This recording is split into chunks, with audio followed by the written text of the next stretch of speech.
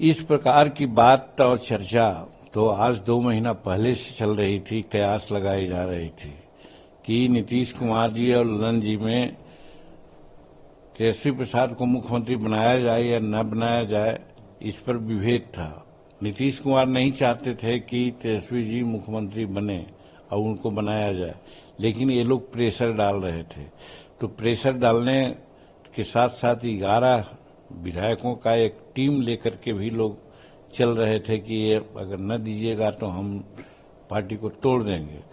तो इसका एक ही उपाय था कि राष्ट्रीय अध्यक्ष के पद से उनको हटाया जाए, और इसीलिए दिल्ली में एग्जीक्यूटिव की बैठक जदयू की तय हुई थी और हम लोग ये मान रहे थे कि उसी में इनको हटाया जाएगा और पुनः अब नीतीश कुमार राष्ट्रीय अध्यक्ष बनेंगे, और वही हुआ।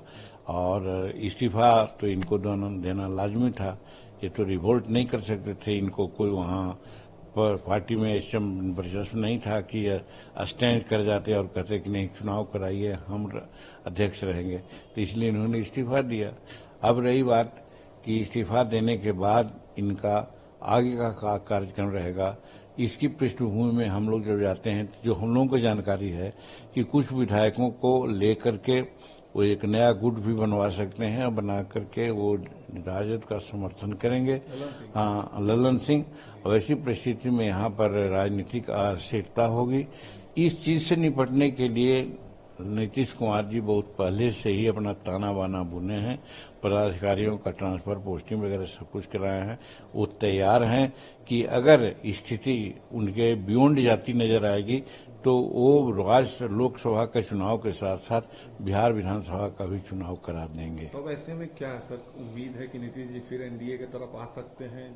अब राजनीतिक संभावनाओं का खेल है, आ सकते हैं नहीं आ सकते हैं, इसके बारे में कुछ टेंजिबल नहीं कहा जा सकता, लेकिन राजनीति में कुछ भी हो सकता है। और हम तो समझेंगे कि इविल होता है और लेसर इविल होता है। तो वैसी परिस्थिति में लेसर इविल को आदमी को सोचना चाहिए, इविल को नहीं सोचना चाहिए। तो उस परिस्थिति में मैं समझता हूं कि एनडीए के लोग ये नहीं चाहेंगे कि तेजस्वी प्रसाद बिहार का मुख्यमंत्री बन जाए या उनको ताकत मिले। वो चाहेंगे कि भाजपा के ही लोग कुछ ऐसा शर्त बने, नीतीश जी हो सकता है समर्थन दे दें कि भाजपा के ही लोग मुख्यमंत्री बन जाएं या उनसे मिलजुल करके ही राजनीति करें। तो उससे स्थिति हो सकती है कि यहाँ सरकार चल सकती है कुछ दिन। अगर वैसा नहीं होगा तो नीतीश कुमार 100% तय कर चुके हैं। मेरे समझ से व्यक्तिगत मेरी भावना है कि राष्ट्रपति शासन लगे या न लगे असेंबली भंग कर देंगे और लोकसभा के साथ ही बिहार का विधानसभा का चुनाव हो जाएगा। क्योंकि लोकसभा का चुनाव में अब क्या है, आज मात्र 70 दिन बच गया है डिक्लेयर होने में।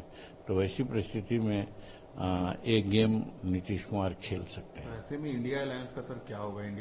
इंडिया अलायंस तो शुरू में हमने कहा था, जिसमें पटना में ही बैठक हुई थी, उसमें कहा था कि एक घमंडिया अलायंस है, जैसा कि प्रधानमंत्री ने भी कहा था।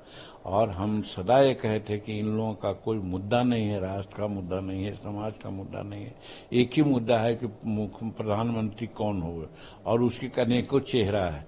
तो वैसी परिस्थिति में यहाँ किसी भी प्रकार का कोई साठगांठ या गठबंधन नहीं बन सकता है। अंतोतगत्वा ये टूट जाएंगे।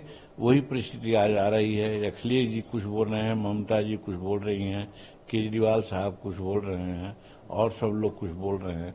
तो वैसी परिस्थिति में एनडीए जो घमंडिया गठबंधन का कोई भविष्य मेरे समझ से नहीं दिखता है। उपेंद्र कुशवाहा भी कह रहे हैं कि हम पैरवी करेंगे नीतीश जी के लिए कि एनडीए में आ जाए। आपका क्या रुख रहेगा सर नीतीश जी के लिए? देखिए, हम समझते हैं कि एनडीए मजबूत हो, एनडीए हर हालत में ऐसा हो कि यहाँ पर न नीतीश जी रहे न तेजस्वी रहे, कोई थर्ड आदमी रहे जो कि जिससे कि बिहार की जनता एक सांस ले सके।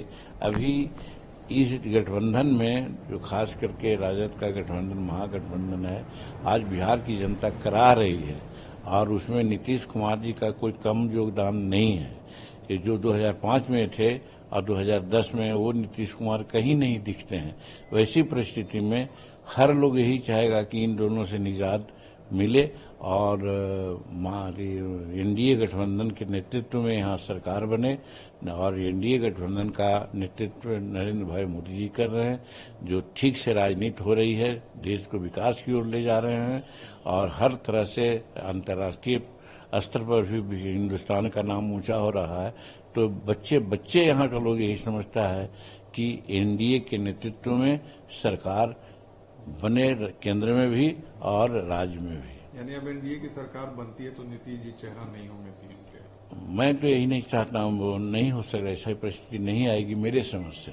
ऐसे राजनीति में कुछ भी हो सकता है, लेकिन हमारा व्यक्तिगत ये अनुमान है कि पुनः बिहार में चीफ मिनिस्टर का चेहरा नीतीश कुमार एनडीए की तरफ से हो या इधर महागठबंधन की तरफ से हो, हम समझते हैं कि नहीं बन सकेंगे। जो अध्यक्ष बने सर जेडीयू के, उनका मतलब नीतीश जी से दूरी हो गया, चाहे वो आरसीपी देख लें या फिर ललन सिंह देख लें, जॉर्ज साहब देख लें, उसके पहले शरद देख लें, अब नीतीश कुमार क्या अकेले रह गए हैं जेडीयू में जिस तरीके से?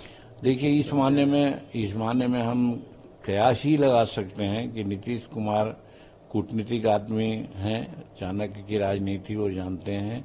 और ये अलग बात है कि हम लोग सदा कहते हैं कि नीतीश जी का कोई ऐसा सगा नहीं जिसको उन्होंने ठगा नहीं, चाहे जॉर्ज फर्नांडिस हो, चाहे शरद यादव हो, चाहे वो दिग्विजय सिंह हो, सबको उन्होंने ठगा।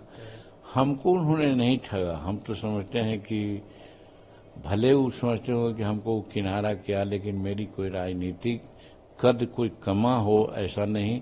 उनसे अलग होने के बाद मेरा राजनीतिक कद बढ़ा ही है। इसलिए हमको उन्होंने भले कह दिया हो कि हम निकाल दिया, ठग दिया, लेकिन हमको ठग नहीं सके, क्योंकि हमारा एक अपना कार्यक्रम है। हम गरीबों के लिए बात करते हैं, सबों के लिए बात करते हैं।